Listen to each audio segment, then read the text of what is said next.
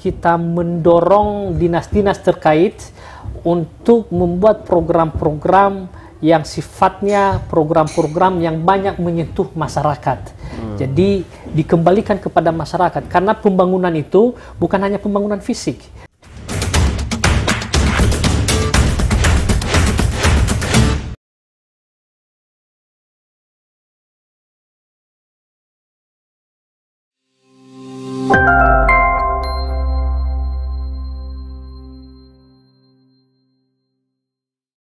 Assalamualaikum warahmatullahi wabarakatuh. Bertemu lagi dengan saya Yadi Jaya Santika dalam podcast Kabar Banten TV. Kali ini kita di ruang atau di gedung DPRD Provinsi Banten.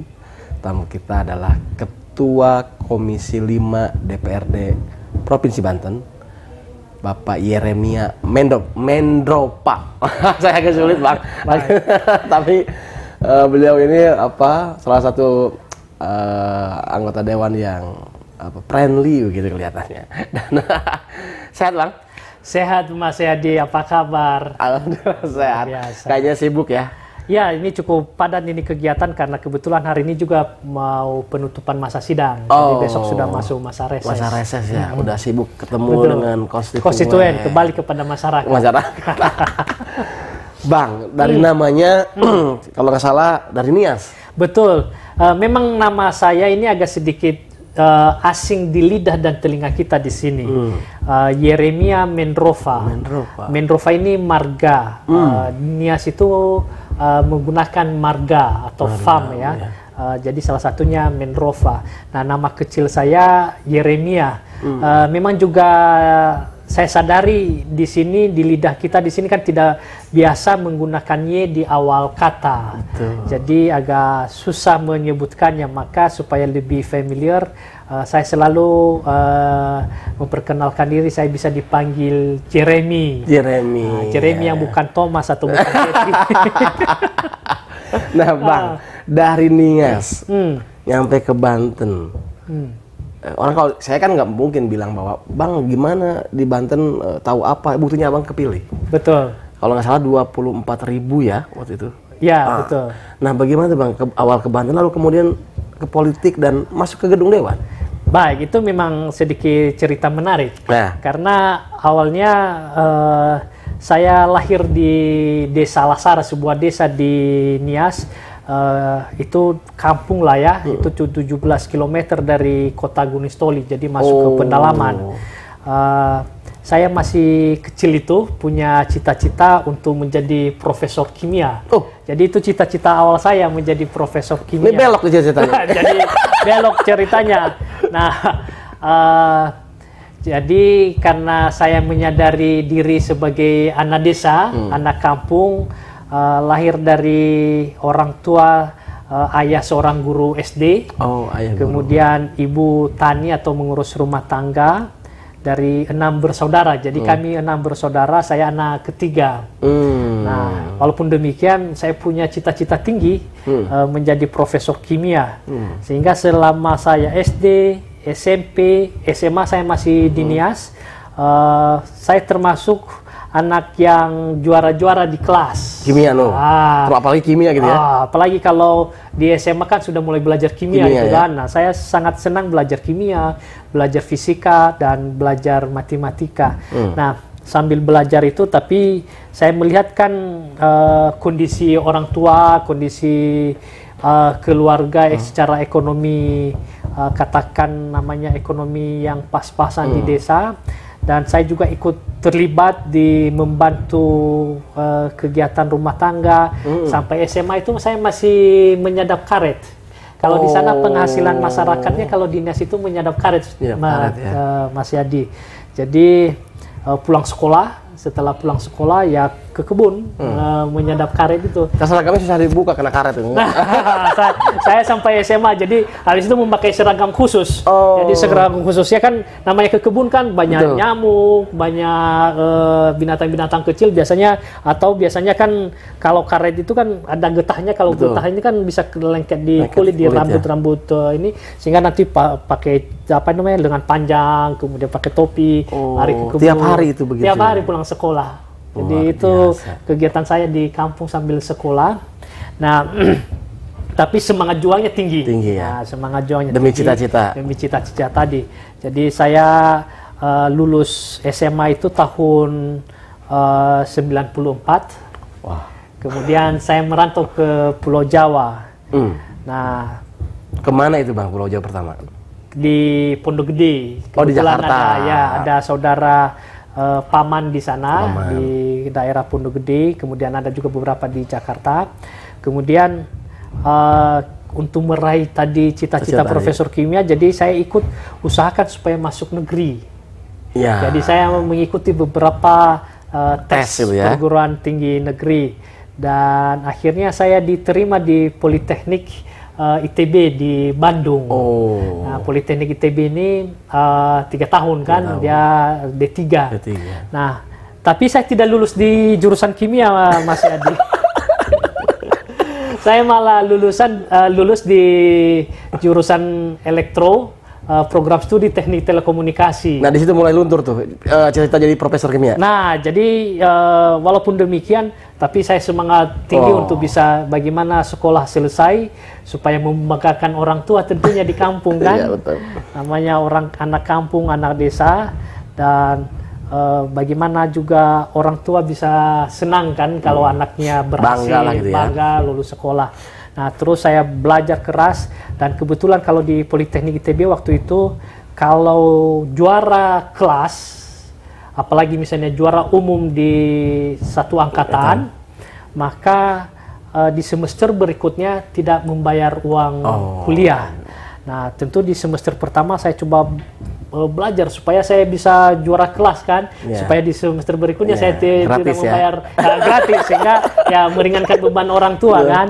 Dan akhirnya itu bisa terwujud. Jadi saya juara kelas, kemudian termasuk seangkatan di paling besar lah ya, paling juara lah gitu. Juara beberapa kelas, sehingga semester 2, 3 dan sampai lulus Politeknik itu saya tidak membayar uang kuliah. Gratis. Jadi saya hanya membayar uang kuliah semester pertama, dan saya lagi mendapatkan beasiswa waktu itu. Beasiswa, masih ada beasiswa Super Semar. Nah, jadi semakin giatlah saya belajar kan. Nah, setelah lulus dan sebelum wisuda, itu sudah direkrut oleh Excelkomindo. Jadi saya bekerja pertama itu di GSM sempat Excel. Bekerja. Saya sempat bekerja di GSM Excel. Nah, saya di GSM Excel itu kurang lebih 1,5 tahun sebagai ahli media teknik telekomunikasi. Nah, kemudian setelah dari Excel itu saya bekerja di Motorola, Mas Yadi. Dan kebetulan memang mungkin sudah ada jalurnya gitu ya. Saya banyak menghandle project di luar negeri. Jadi saya pernah ke handle project di US, kemudian di China, di sana, di Bangladesh ya, di sana. Kebetulan saya ahlinya kalau di teknik telekomunikasi itu waktu di Motorola saya di spesifikasi di CDMA, teknologi CDMA. Ini kalau rusak bisa abang betul ini? Nah, saya termasuk orang backgroundnya teknik telekomunikasi dan IT. Jadi saya sangat kuat, dan pengalaman kerja saya berkaitan teknik telekomunikasi cukup lama. Jadi tahun lulus 97 teknik telekomunikasi sampai dengan 2014 menjadi anggota dewan, saya lebih berkecimpung di dunia profesional, khususnya di teknik telekomunikasi. Menarik Bang, soal politiknya tunggu dulu. Kita akan kembali setelah pesan berikut ini. Oke.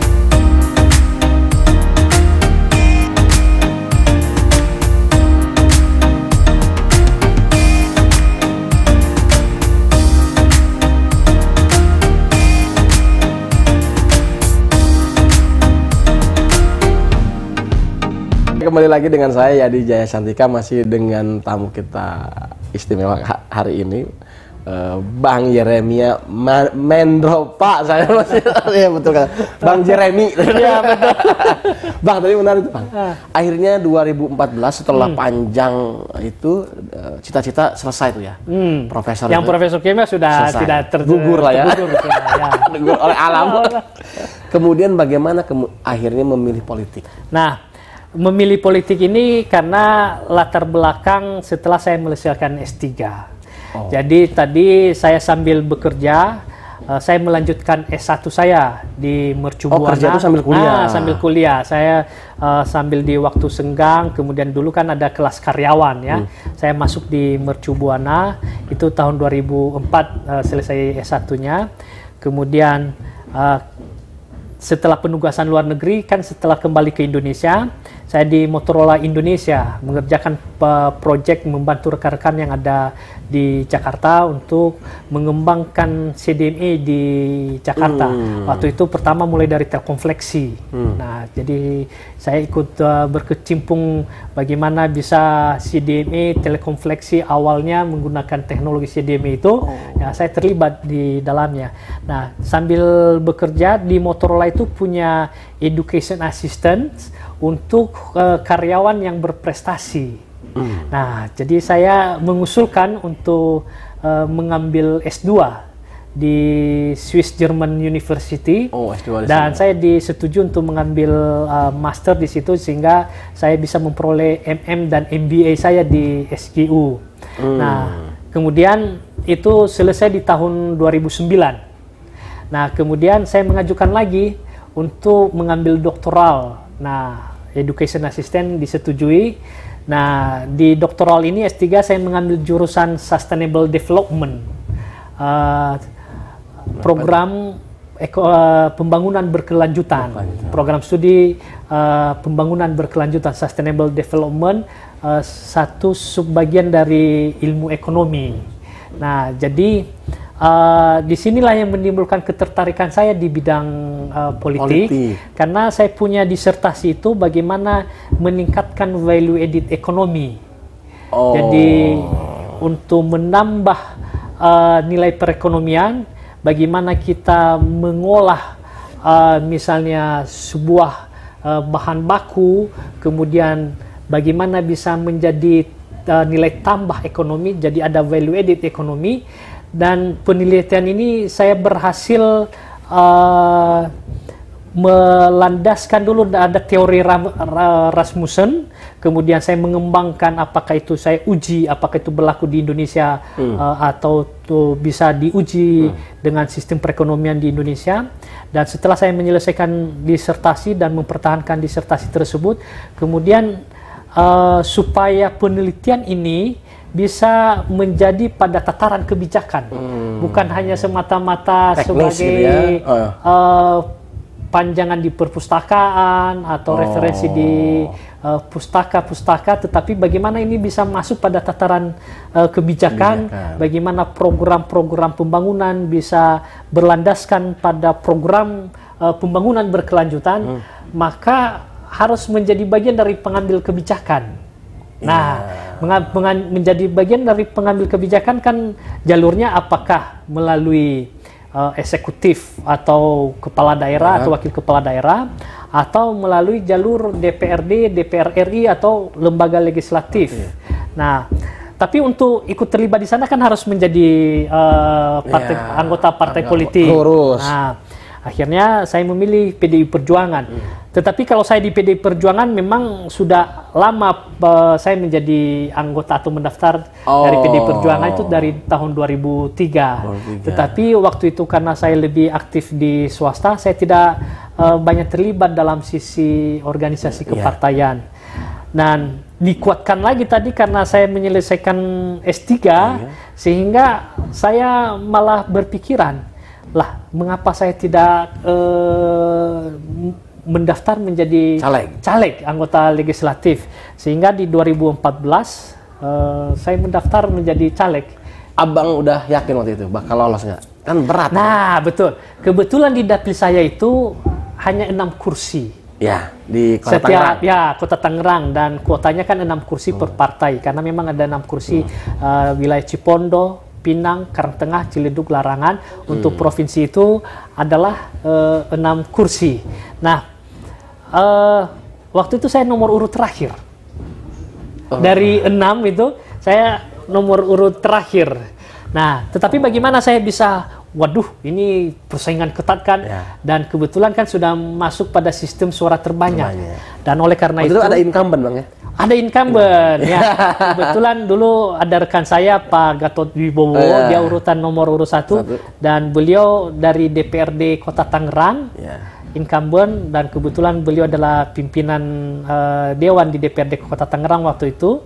Kemudian dia mencalonkan di provinsi. Nah, dia nomor urut pertama, kemudian ada rekan-rekan yang lain, saya nomor urut yang terakhir. Nah, tentu bagaimana saya memperkenalkan diri kepada masyarakat. Karena saya kan tidak ada basis keluarga.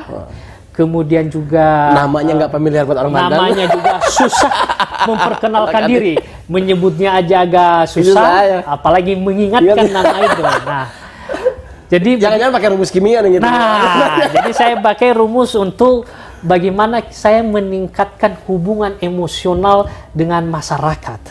Nah, meningkatkan hubungan emosional ini adalah bagaimana masyarakat mengenal kita. Nah, yang saya lakukan waktu itu adalah kampanye door to door itu. Saya keliling kepada masyarakat, ke rumah saya keliling. Tiap hari apa lakukan? Tiap hari saya lakukan, saya membawa brosur saya bahwa inilah saya yang mau bersedia bekerja untuk Bapak Ibu. Nah, tapi banyak kesan-kesan lah, namanya di lapangan, jalan siang, apalagi panas. Suka belum duka lagi suka duka, belum lagi nanti kita ketok orangnya nggak ada. Orangnya tidak ada. Bahkan kalau kita diusir, ya. Bahkan di sana misalnya ada sebuah komplek, misalnya ada katakan binatang atau anjing, bisa dikejar. Jadi itu keluh kesah di awal itu di tahun 2014 saat kampanye. Tetapi saya karena punya tekad yang kuat supaya bisa mendekatkan diri kepada masyarakat, sehingga di awal itu saya memperoleh suara 13.000 yang mencoblos langsung di nama saya. Dan setelah dilihat, saya suara terbanyak. Nah, akhirnya 2014 saya terpilih menjadi anggota DPRD dengan perjuangan keras tanpa menggunakan uang itu. Tapi bagaimana memperkenalkan diri kepada masyarakat. Yakin Bang pakai uang, Bang? Tidak menggunakan uang, betul. Saya door to door yakin itu. Door to door. Dan saya menggunakan brosur siapa saya lah ya, apa biodata. Mungkin orang dari situ kali ya. Nah, kemudian saya masing-masing ke rumah. Kalau nggak ada orang di rumah, ya saya titip seperti surat lah ya di rumah. Terus kalau ada orang di rumah saya menjelaskan gitu kan. Nah, kemudian tentu perjalanan itu mungkin masyarakat kan belum mengenal siapa yang dia coblos kan. Tapi ketika saya hadir di depan rumah mereka, wah ini merupakan ada pilihan lain kan. Nah, jadi opsi terbaru. Stok baru ya. Bang, sebelum kita lanjut ke berikutnya, bagaimana kemudian Abang akhirnya tampil di panggung politik, kita jeda setelah pesan-pesan berikut.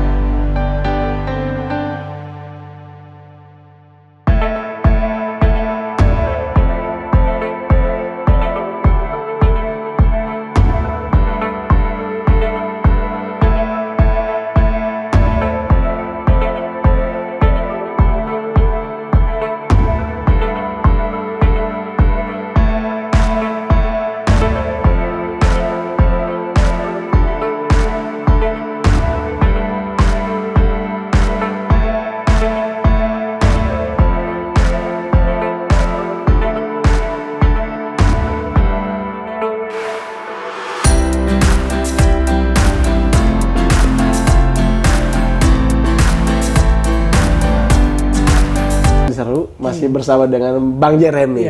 Bang, akhirnya begitu terpilih. Apa yang dirasakan? Kan lingkungan baru. Betul. Dari tadi yang berkutat dengan serba apa itu IT lah ya. IT lah ya. Ini Bang, ruang politik Pak. Gimana tuh Bang? Nah, tentu tadi pengalaman bagaimana bisa terpilih saya sudah ceritakan. Kemudian setelah terjun di dunia politik, memang di awal saya merasakan sedikit berbeda karena dunia saya sebelumnya dunia profesional dan saya juga termasuk bagian dari akademisi karena saya sudah banyak terjun di kampus. Kemudian saya tidak membayangkan di awal seperti apa bekerja di DPRD itu seperti apa. Nah, namun dengan saya sudah masuk ke dalam apa itu namanya dunia bagaimana melaksanakan tugas DPRD. Tetapi yang pertama bahwa kita punya tujuan bekerja itu untuk apa? Etika.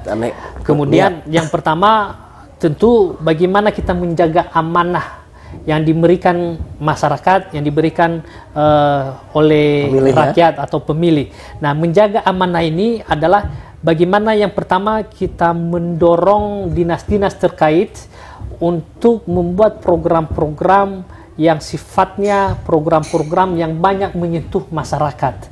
Jadi dikembalikan kepada masyarakat karena pembangunan itu bukan hanya pembangunan fisik, ada yang pembangunan non fisik dan juga pembangunan manusia. Dan saya di DPRD di periode pertama, yang pertama saya bergabung di Komisi 1 yang terkait dengan pemerintahan. Awalnya kita bagaimana bisa mengatur birokrasi, mengatur kepegawaian, kemudian berikutnya juga saya masuk di Komisi 3 berkaitan dengan pendapatan, kemudian saya masuk di Komisi 2 berkaitan dengan perekonomian. Nah, di awal-awal itu kami terlibat di dalam misalnya membuat peraturan daerah pembangunan kepemudaan, membuat peraturan daerah misalnya pelindungan perempuan dan anak korban kekerasan, kemudian kita membuat misalnya perda berkaitan dengan koperasi dan UMKM.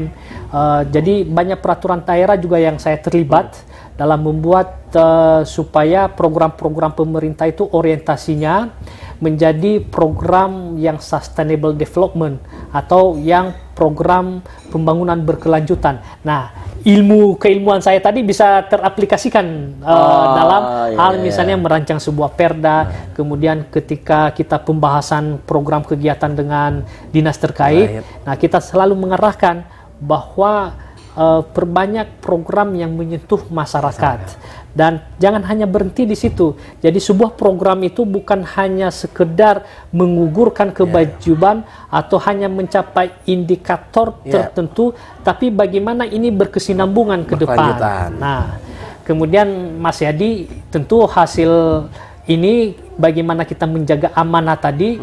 Nah, di periode kedua, di pemilihan pemilu 2019, saya mendapatkan suara 27.000 lebih. Dua kali lipat lebih dibanding dengan perolehan di tahun atau periode pertama saya. Jadi itu artinya bahwa masyarakat semakin percaya bahwa angka sahih itu, Bang.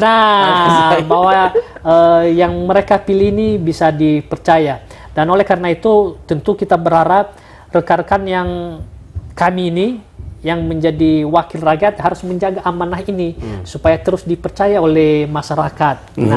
Terus harus turun kepada masyarakat, berbuat kepada masyarakat, bagaimana tadi program pemerintah dikembalikan kepada masyarakat, menyentuh masyarakat bahwa banyak. Kinerja itu nggak bisa bohong, Bang.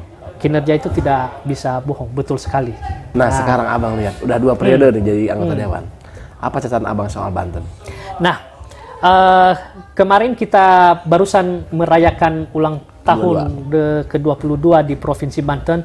Tentu yang pertama bahwa banyak program pembangunan yang sudah berhasil. Tetapi di sisi lain juga masih ada PR yang perlu diselesaikan. Catatan. Yang pertama bahwa bagaimana terus kita meningkatkan indeks pembangunan manusia di Provinsi Banten. Meningkatkan indeks pembangunan manusia di Provinsi Banten, Mas Yadi, ada 3 faktor utama. Yang pertama berkaitan dengan kesehatan. Nah, kesehatan ini bagaimana kita meningkatkan angka harapan hidup masyarakatnya.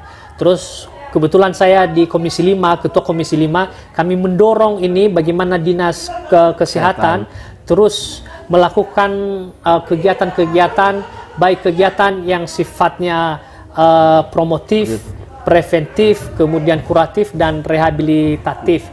Nah, kemudian berikutnya yang mempengaruhi indeks pembangunan manusia adalah berkaitan dengan pendidikan. Ya, bagaimana kita meningkatkan angka partisipasi sekolah di Provinsi Banten, dan kita masih punya PR di sini, Mas Yadi. Karena secara rata-rata nasional angka partisipasi sekolah kita di Provinsi Banten masih di bawah angka rata-rata nasional. Kalau nasional itu kurang lebih sekitar di angka 77-78. Kita Banten masih di angka 68. Nah, ini masih punya PR ini di umur 22 tahun Provinsi Banten, bagaimana terus kita meningkatkan angka partisipasi sekolah di Provinsi Banten. Dan yang ketiga yang mempengaruhi indeks pembangunan manusia itu adalah berkaitan dengan daya beli rumah tangga. Nah, tentu yang tadi saya katakan banyak capaian, tetapi banyak PR yang harus kita terus tingkatkan. Itu yang pertama, indikator indeks pembangunan manusia. Kemudian yang kedua adalah bagaimana terus laju pertumbuhan ekonomi kita ditingkatkan, karena dengan semakin pertumbuhan ekonomi semakin meningkat, maka itu akan membuka lapangan pekerjaan bagi masyarakat Banten. Tantangan kita sekarang termasuk indikator yang ketiga adalah bagaimana kita menurunkan angka pengangguran di Provinsi Banten.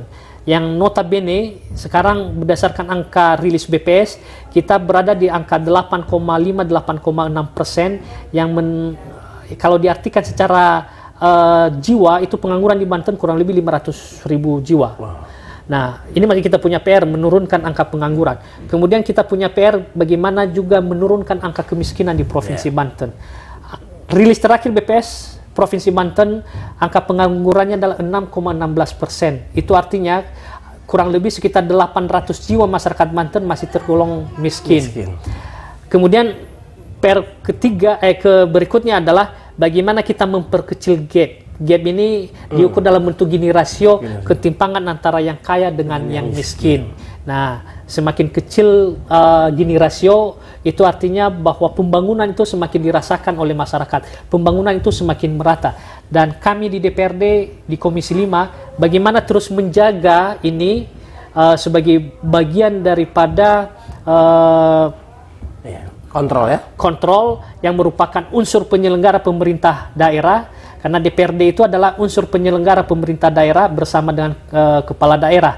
Nah, bagaimana tadi target-target indikator ini bisa sesuai dengan apa yang disepakati. Dan kemudian kami harus meyakinkan bagaimana pajak yang dibayarkan oleh masyarakat. Khususnya yang menjadi PAD Provinsi Banten itu berasal dari pajak kendaraan bermotor. Dan bagaimana pajak yang dibayarkan masyarakat ini dikembalikan kepada masyarakat dalam bentuk pembangunan tentunya, baik pembangunan fisik maupun pembangunan non-fisik yang lainnya. Nah, ini tadi, kalau tadi saya katakan masyarakat menaruh harapannya kepada wakilnya, dan tentu kan masyarakat menunggu kinerja wakilnya. Nah, menunggu kinerja wakilnya itu adalah bagaimana tadi pajak yang mereka bayarkan dikembalikan kepada masyarakat, dirasakan dalam bentuk berbagai macam pembangunan. Itu Mas Yadi. Luar biasa. Dan Banten katanya paling tidak bahagia, Bang. Nah, ya betul. Ada salah satu indeks terakhir Mas Yadi. Betul. Ini